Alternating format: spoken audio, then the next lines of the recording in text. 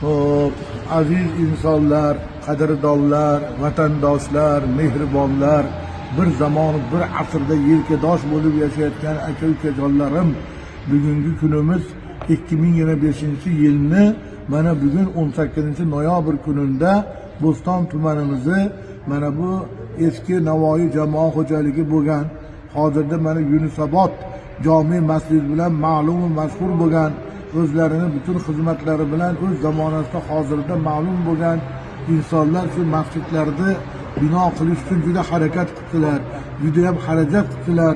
Bu juda qiyinchilik bilan bo'ladi. Biz Bo'zga kelib 6 ta masjid qurdikmi, 7 tami? 6 ta masjid qurganmiz. Buni zahmatini, mehnatini juda ham yaxshi bilamiz. Endi moli dunyosi bo'lib turib, shunga qizg'anib bergisi kelmaydiganlar bo'ladi. Bu ham Xudoning ishi. Xudo o'sha kunlarda nopoklik bo'lsa kerakki, Xudo bergizmasa kerak. O'sha Furqatdomlar ham bir zamonda shunaqa maktab quramiz, masjidlar quramiz deb Qo'qon boyonlari oldiga borib da'vat 2 yil aldashibdi. Ana, mana, keyin unda oxir sabrlari chidamay ketib, Furqatdomlar xorlangani, taqdirlanganligi, Alloh payg'ambarning gapini sindirib, shu yo'lga yurmaganliklariga o'ksirib ketib gap aytgan ekanlar. Ey zamon boyonlari, sizday insonlarga suf. Ey zamon boyonlari, sizday insonlarga suf.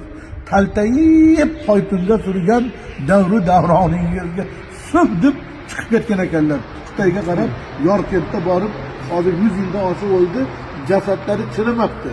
Borib Darvesh Qalandar ko'rib keldi. Murattab qori bo'lganlar, Furqatdomlar, shunaqa fidoyi odam. Ey Xudo, ashaqa sufga uchrab qolmaylik. Ey Xudo, nimamiz bo'lsa sen uchun beraylik. Jonimiz ham seniki, molimiz ham hamma Allohniki. Mol egasi, mulk egasi, qani uni ilk egasi. Meniki deganlar eng esimiz past odamlar. Hamma Allohniki.